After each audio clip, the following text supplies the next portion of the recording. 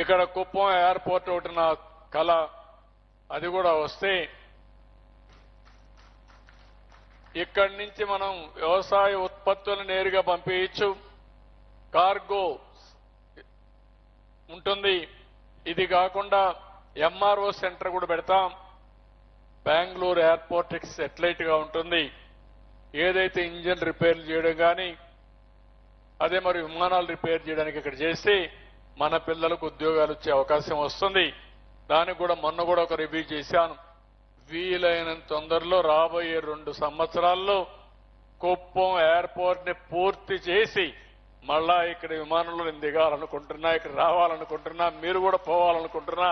తర్వాత ఇండస్ట్రీస్ అయితే SEZలు పెడుతున్నాం.